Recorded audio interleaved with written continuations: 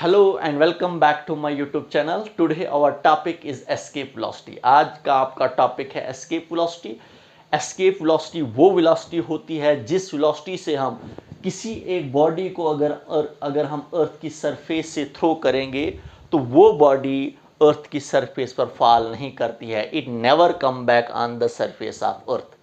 तो उस वेलोसिटी को क्या कहा जाता है? एस्केप वेलोसिटी कहा जाता है. इसको इसलिए एस्केप वेलोसिटी कहा जाता है कि फिर इस बॉडी पर ग्रेविटेशनल पुल, अर्थ का ग्रेविटेशनल पुल उस बॉडी पर एक्ट नहीं करती है. Body never come back on the surface of earth. Body fall नहीं करती है फिर अर्थ की सरफेस पर. उस वेलोसिटी को क्या कहा जाता है? That is known as escape velocity कहा जाता है. तो इसी को हमने एस्केप वेलोसिटी को यहाँ पर डिफाइन किया है. It is defined as the minimum velocity with which the body has to be projected upwards from the surface of earth so that it just crosses the gravitational field and never return on its own. तो देखिए, ये अगर हमारे पास अर्थ की surface है तो अर्थ की surface से अगर हम किसी एक बॉडी को थ्रो करते हैं किसी भी डायरेक्शन में तो हम यहाँ पर वो वेलोसिटी देते हैं. ये एक मिनिमम वेलोसिटी होती है. उस मिनिमम वेलोसिटी को कहा जाता है एस्केप वेलोसिटी. हम इस वेलोसिटी से इसको थ्रो करते हैं किसी भी डायरेक्शन में, फिर हमारे पास बॉडी जो है अर्थ की सरफेस पर फॉल नहीं करती है, उस पर ग्रेविटेशनल पुल एक्ट नहीं करता है, वो अर्थ की सरफेस पर दोबारा वापस नहीं आएगी. तो उस वेलोसिटी को कहा जाता है, that is known as escape velocity कहा जाता है. एस्केप मीन्स बचना. एस्केप मीन्स क्या होता है? बचना. किससे बचना? अर्थ की ग्रेविटेशनल पुल से बचना. क्योंकि अर्थ किसी भी बॉडी को अपनी तरफ खींचती है, लेकिन हम उसको उतनी वेलोसिटी देंगे जिस वेलोसिटी से हमारे पास बॉडी जो है अर्थ की सरफेस पर फॉल नहीं करेगी, ग्रेविटेशनल पुल इस पर एक्ट नहीं करेगा. तो हम इस बॉडी को इस अर्थ के सराउंडिंग में एक ग्रेविटेशनल फील्ड होती है, उस फील्ड में हम इस बॉडी को क्या करते हैं? फेंकते हैं. समझे आप? तो इसका मतलब हम फेंकते हैं तो ग्रेविटेशनल फील्ड की वजह से इस पर एक ग्रेविटेशनल फोर्स एक्ट करेगी डाउनवर्ड डायरेक्शन में. लेकिन एस्केप वेलोसिटी जो है, एस्केप वेलोसिटी वो वेलोसिटी होती है उस ग्रेविटेशनल फील्ड को पार करेगी. समझे आप? ग्रेविटेशनल फील्ड उस पर एक्ट नहीं करेगी, ग्रेविटेशनल पुल उस पर एक्ट नहीं करेगा, क्योंकि ग्रेविटेशनल फोर्स अर्थ की तरफ होती है, उस पर एक्ट नहीं करेगा और बॉडी जो है वो अपवर्ड डायरेक्शंस में मूव करेगी. समझे आप? उस पर ग्रेविटेशनल पुल एक्ट नहीं करेगा. तो इसी एस्केप वेलोसिटी की एक्सप्रेशन हम निकालेंगे कि हम कितनी एस्केप वेलोसिटी देंगे, हम कितनी मिनिमम वेलोसिटी देंगे हम एक बॉडी को जो अर्थ की सरफेस पर होगी और वो बाद में दोबारा वापस अर्थ की सरफेस पर नहीं फॉल करेगी. समझे आप? तो उसी की एक्सप्रेशन निकालेंगे हम. तो जब हम उसकी एक्सप्रेशन निकालेंगे, एस्केप वेलोसिटी की एक्सप्रेशन को अगर हम कैलकुलेट करेंगे तो सबसे पहले हमें पता है, अगर ये हम अर्थ ले लेंगे, इसका मास हमारे पास क्या है? कैपिटल एम है. और दूसरी हमारे पास जिस बॉडी को हम अर्थ की सरफेस पर ये हमारे पास एक बॉडी है जो हमारे पास अर्थ की सरफेस पर है, जिसको हमने थ्रो करना है अपवर्ड डायरेक्शंस में. तो ये हमारे पास अगर हम कहेंगे ओ यहाँ से लेकर ओ से लेकर यहाँ तक आप एस नाम रखो आप. ओ एस जो है ये आपके पास क्या है? ये रेडियस ऑफ अर्थ है. तो ओ पी जो होगा वो एक्स के इक्वल होगा और पी से लेकर क्यू तक हमारे पास डिस्टेंस कितना है? दैट इज डी एक्स है, स्मॉल डिस्टेंस है. तो सबसे पहले अगर हम एस्केप वेलोसिटी निकालेंगे तो एस्केप वेलोसिटी की एक्सप्रेशन जब हम निकालेंगे तो देखिए हमारे पास क्या होता है? अर्थ और उस बॉडी के बीच में एक ग्रेविटेशनल फोर्स होती है. समझे आप? तो सबसे पहले हम उस ग्रेविटेशनल फोर्स को कैलकुलेट करेंगे हम. तो देखिए हमारे पास, अगर हमारे पास यहाँ पर रिप्रेजेंट करेंगे कि हमारे पास अगर एक बॉडी जो है वो कहाँ पर है? एट पॉइंट पी पर है. तो अर्थ और उस बॉडी के बीच में, जिस बॉडी का मास क्या होगा? स्मॉल एम होगा. तो उस अर्थ और उस बॉडी के बीच में हम क्या कैलकुलेट करेंगे? सबसे पहले हम ग्रेविटेशनल फोर्स कैलकुलेट करेंगे. तो ग्रेविटेशनल फोर्स बिटवीन अर्थ और बॉडी के बीच में हम क्या कैलकुलेट करेंगे? जिसका मास हमारे पास क्या है? स्मॉल एम है. एट पॉइंट पी हम ग्रेविटेशनल फोर्स सबसे पहले हम कैलकुलेट करेंगे, क्योंकि हमने कैलकुलेट करना है, हमने बॉडी और अर्थ के बीच में पोटेंशियल एनर्जी को कैलकुलेट करना है. तो इससे पहले हम पोटेंशियल एनर्जी को कैलकुलेट करेंगे। सबसे पहले हम अर्थ और उस बॉडी के बीच में ग्रेविटेशनल फोर्स को कैलकुलेट करेंगे। तो ये ग्रेविटेशनल फोर्स किसके इक्वल होगा? G product of two masses, one is the mass of earth, another is the mass of body and the distance between the body and the earth।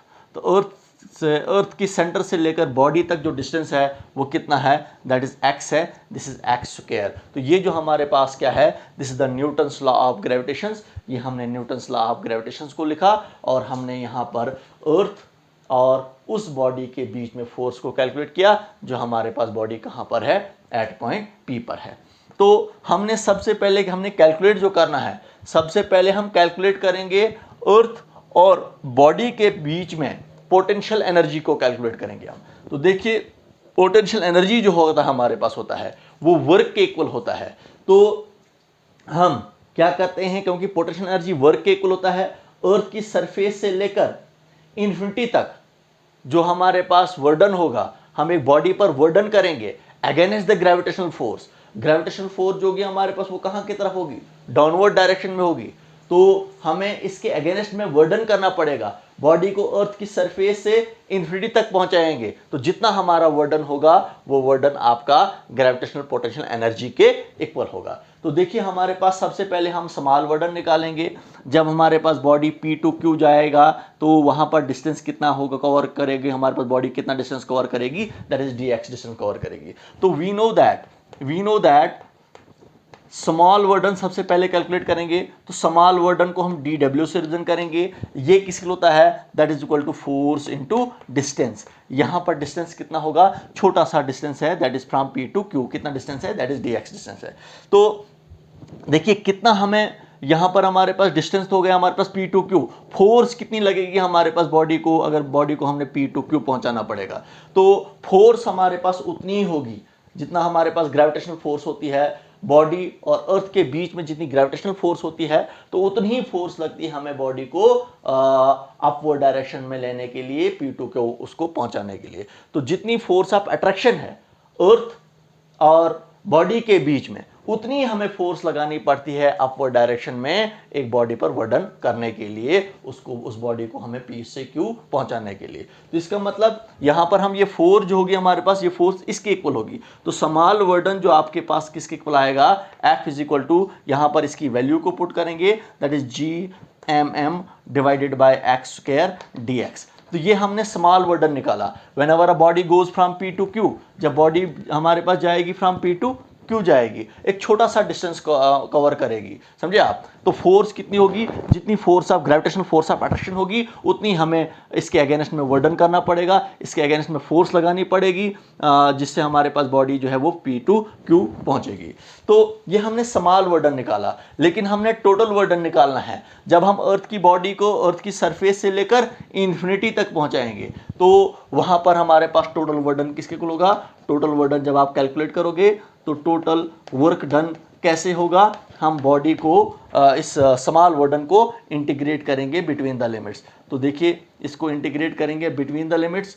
G constant है, M भी constant है, small m भी constant है, और यहाँ पर हम integrations करेंगे x स्क्वायर की, 1/x स्क्वायर dx की इंटीग्रेशंस करेंगे, लेकिन बिटवीन द लिमिट्स, अर्थ की सरफेस से लेकर इन्फिनिटी तक। इसका मतलब लोअर लिमिट कहाँ पर होगी? लोअर लिमिट क्या होगा आपके पास? दैट इज r, क्योंकि अर्थ की सरफेस से हमने लिया है। इसका मतलब अर्थ के रेडियस से हमने एक बॉडी पर वर्डन किया है, बॉडी को उठाया है और कहाँ तक पहुँचाया है? इन्फिनिटी तक पहुँचाया है। तो इन्फिनिटी पर हमारे पास ग्रेविटेशनल फोर्स क्या होती है? वो जीरो होती है। तो ग्रेविटेशनल फोर्स कहेंगे या हम कहेंगे ग्रेविटेशनल फील्ड यहाँ पर इन्फिनिटी पर क्या है? वो जीरो है। तो इसका मतलब यहाँ तक हमने एक बॉडी को जो है वो लेना है, कहाँ से? अर्थ की सरफेस से लेकर इन्फिनिटी तक हमें वर्डन करना पड़ेगा। तो देखिए, यहाँ पर जब हम वर्डन करेंगे, कैलकुलेट करेंगे, स्मॉल वर्डन को आप इंटीग्रेट करोगे तो आपके पास टोटल वर्डन आ जाएगा। टोटल वर्डन को हम W से रिप्रेजेंट करते हैं हम। तो इसके बाद आपके पास G तो यहीं पर है, और 1/x स्क्वायर की इंटीग्रेशन करेंगे तो 1/x स्क्वायर की इंटीग्रेशन क्या होगी? इस x स्क्वायर को ऊपर लाएंगे तो x रेट पर +2 है, ऊपर आकर -2 में कन्वर्ट हो जाएगा, दैट इज dx। ये आ रहा है आपके पास। तो इसको इंटीग्रेट करेंगे between the limits, lower limit R, upper limit infinity आपके पास आ रहा है। तो work done is equal to GMM into आपके पास क्या आ रहा है यहाँ पर आपके पास एक्स स्क्वायर हमारे पास है, इसकी एक्स रेट माइनस टू, इसकी इंटीग्रेशन क्या होगी, ये एक्स रेट पर एन डी एक्स की फॉर्म में है, तो एक्स रेट पर एन प्लस वन, एन क्या है माइनस टू प्लस वन हो गया फार्मूले का, तो एन प्लस वन, एन हुआ माइनस टू प्लस वन हो गया हमारे पास फार्मूले का, और आपके पास आर टू इन्फिनिटी आपके पास आ रहा है, which implies work done is equal to GM यहीं पर है, GMM यहीं पर है, और एक्स रेट पर माइनस टू में से वन निकाल देंगे तो आपके पास माइनस वन आएगा, माइनस टू में से हम माइनस प्लस माइनस होता है माइनस, माइनस टू में से वन निकाल देंगे तो माइनस वन, और आपके पास आर टू इन्फिनिटी यहाँ पर आ रहा है। तो इसको सिंप्लीफाई करोगे आप तो यू गेट आपके पास क्या आ रहा है, आपके पास जो आ रहा है यहाँ पर GMM तो यहीं पर है आपके पास, और इसके बाद यहाँ पर ये देखिए माइनस जो है यहाँ पर आ जाएगा, तो ये आपके पास आ रहा है माइनस GMM, और यहाँ पर ये एक्स रेट पर माइनस वन है, इसको डिनोमिनेटर में लाएंगे तो एक्स रेट पर प्लस वन में कन्वर्ट हो जाएगा, तो आर टू इन्फिनिटी आपके पास आ रहा है। इसके बाद आप इसको और सिंप्लीफाई करो आप, तो work done is equal to आपके पास GMM यहीं पर है, इसके बाद upper limit minus lower limit, x की जगह पर अपर लिमिट क्या है इन्फिनिटी है, one upon infinity divided by minus one upon upper limit, one upon x की जगह पर अपर लिमिट क्या है इन्फिनिटी, माइनस एक्स की जगह पर हमारे पास लोअर लिमिट क्या है आर, क्योंकि हमारे पास क्या होता है अपर लिमिट माइनस लोअर लिमिट, क्योंकि हमने इंटीग्रेशन में इसको पढ़ा है। तो देखिए हमारे पास वन अपान इन्फिनिटी जीरो के इक्वल होता है, तो आपके पास यहाँ पर क्या आ रहा है, ये माइनस तो यहीं पर है हमारे पास ये माइनस, तो इसके बाद आपके पास क्या आ रहा है, ये माइनस माइनस हो गया plus, one upon infinity zero होता है, तो वर्क डन आपके पास क्या आ रहा है GMM डिवाइडेड बाय आर के इक्वल आ रहा है। ये आपके पास क्या आ रहा है, this is the work done. जो वर्क डन किसके बीच में हमने कैलकुलेट किया, जो हमने वर्क डन निकाला अर्थ और बॉडी के बीच में हमने वर्क डन को कैलकुलेट किया, जब हमारे पास बॉडी अर्थ की सरफेस से लेकर इन्फिनिटी तक पहुंचेगी। तो देखिए यही वर्क डन जो होता है हमारे पास स्टोर होता है पोटेंशियल एनर्जी में स्टोर हो जाता है। This work done is equal to, ये इक्वल होता है पोटेंशियल एनर्जी के इक्वल होता है, इसका मतलब पोटेंशियल एनर्जी जो हमारे पास आ जाएगी that is GMM divide by R, ये आपके पास पोटेंशियल एनर्जी आ रही है। तो ये पोटेंशियल एनर्जी हमारे पास किसके बीच में है, अर्थ और बॉडी के बीच में है। तो ये हमारे पास अर्थ है, तो अर्थ की सरफेस पर या हमारे पास अर्थ के साथ हमारे पास जो बॉडी होगी, तो जिसका मास क्या है स्मॉल m है, तो बॉडी और अर्थ के बीच में जो पोटेंशियल एनर्जी जो आपके पास आ रही है that is GMM divided by R के इक्वल आ रही है। तो ये हमने पोटेंशियल एनर्जी को कैलकुलेट किया। तो यही पोटेंशियल एनर्जी जो हमारे पास, जो अर्थ आर क्या है रेडियस ऑफ अर्थ है, तो अगर हमारे पास यहाँ पर हमने जो इस एक्सप्रेशन से हमने क्या कैलकुलेट किया, ये आपके पास पोटेंशियल एनर्जी आई आपके पास, ये पोटेंशियल एनर्जी किसके बीच में है, अर्थ और बॉडी के बीच में है, जिस बॉडी का जो हमारे पास बॉडी अर्थ की सरफेस पर है, यहाँ पर देखिए ये रेडियस है, इसका मतलब अर्थ की सेंटर से लेकर सरफेस तक डिस्टेंस कितना है आर है, तो ये हमारे पास पोटेंशियल एनर्जी कैलकुलेट हो गई किसके बीच में, अर्थ और बॉडी के बीच में हमने कैलकुलेट किया पोटेंशियल एनर्जी को। एंड दिस पोटेंशियल एनर्जी, यही पोटेंशियल एनर्जी हमारे पास किस में कन्वर्ट हो जाती है, ये काइनेटिक एनर्जी में कन्वर्ट हो जाती है, जब हमारे पास ये बॉडी जो है अर्थ की सरफेस से अपवर्ड डायरेक्शन में मूव करती है। तो ये पोटेंशियल एनर्जी जो होती है हमारे पास, जो पोटेंशियल एनर्जी हमने कैलकुलेट की, ये पोटेंशियल एनर्जी जो अभी हमने कैलकुलेट किया that is GMM divided by R के इक्वल है, तो यही पोटेंशियल एनर्जी हमारे पास किसके इक्वल होगी, that is equal to kinetic energy के इक्वल होगी। ये पोटेंशियल एनर्जी कन्वर्ट हो जाएगी काइनेटिक एनर्जी में, समझे आप। तो आप देखिए हमारे पास जो है विच एम्प्लाइज आपके पास क्या आ रहा है, that is GMM divided by R, that is equal to kinetic energy होता है 1/2 mv² के इक्वल होता है। यहाँ पर छोटा सा e डालेंगे, या आपके पास एस्केप वेलोसिटी होगी।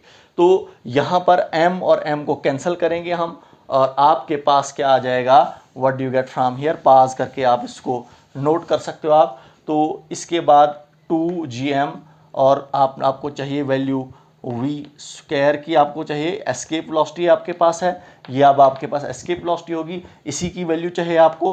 तो 2 ट्रांसफर हो जाएगा यहाँ पर, तो 2gm आ रहा है आपके पास 2gm, और ये हमारे पास जो है r जो है वो यहीं पर रहेगा, ये आपके पास आर आ रहा है यहाँ पर, और यहाँ से आप एस्केप वेलोसिटी आपके पास जो आ रही है स्क्वायर राइट साइड में चले जाएगा तो स्क्वायर रूट में चेंज हो जाएगा, that is GMM divided by R के इक्वल आ रहा है। तो ये वो वेलोसिटी होगी, ये आपके पास वो वेलोसिटी है जिस वेलोसिटी से हम एक बॉडी को अर्थ की सरफेस से छोड़ेंगे, थ्रो करेंगे, तो फिर ये बॉडी जो है अर्थ की सरफेस पर फॉल नहीं करेगी। तो यहाँ पर ये mm कैंसिल हुआ है, ये m तो यहाँ पर सॉरी ये m नहीं होगा यहाँ पर। तो अब देखिए, बट हमें एक एक्सप्रेशन हमारे पास है, relation between small g and capital G, small g equal to GM divided by R square. यहाँ से हम इसकी एक्सप्रेशन निकालेंगे, GM की वैल्यू को निकालेंगे, तो GM किसके इक्वल आएगा आपके पास, GM is equal to GR square. तो ये आपके पास जो है ये वैल्यू जो है GM की वैल्यू यहाँ पर है, तो GM की जगह पर GM की वैल्यू को पुट करेंगे, किसके इक्वल है, GR स्क्वायर के इक्वल है।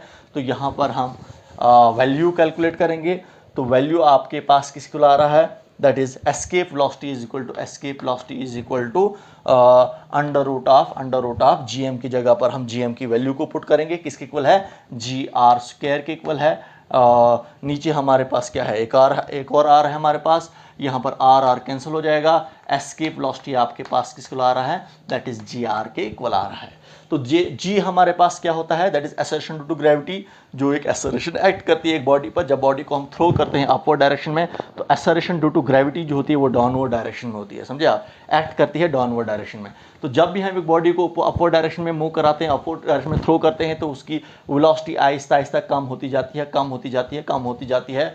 तो इन्फिनिटी पर इसकी वेलोसिटी क्या हो जाती है, जीरो हो जाती है, समझे आप। इन्फिनिटी पर इसकी वेलोसिटी जो होगी वो क्या होगी, जीरो होगी, और acceleration due to gravity small g की वैल्यू भी इन्फिनिटी पर क्या होगी, वो जीरो होगी, समझे आप। तो देखिए यहाँ पर हम वैल्यू पुट करेंगे, तो जब ये वैल्यू पुट करेंगे तो यहाँ पर हम g की वैल्यू की पुट करेंगे, g कितना है 9.8, और अर्थ का रेडियस कितना है 6.4 इंटू 10⁶, समझे आप, मीटर होता है। तो इसको सिंप्लीफाई करोगे आप, तो एस्केप वेलोसिटी आपके पास किसके इक्वल आएगी, दैट इज 11.2 किलोमीटर पर सेकेंड। इसका मतलब मिनिमम वेलोसिटी इतनी होनी चाहिए, दैट इज 11.2 किलोमीटर पर सेकेंड।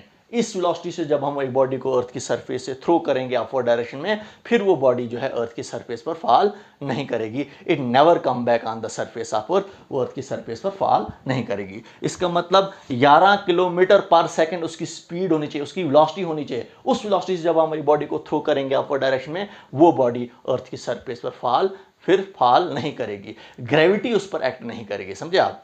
तो यही हमारे पास जो था टॉपिक जो था, that was our escape velocity. एक बॉडी को हमने थ्रो किया तो फिर वो बॉडी जो है ग्रेविटेशनल फील्ड को पार करेगी, समझे आप। अर्थ की जो ग्रेविटेशनल फील्ड होती है, जहां तक इसकी कशिश होती है अर्थ की, उसको पार करेगी, समझे आप। तो फिर हमारे पास जो है वो वापस नहीं आएगी। उसको क्या कहा जाता है, उस वेलोसिटी को, जिस वेलोसिटी से हम थ्रो करते हैं उसको, that is known as escape velocity. Okay, goodbye, thank you.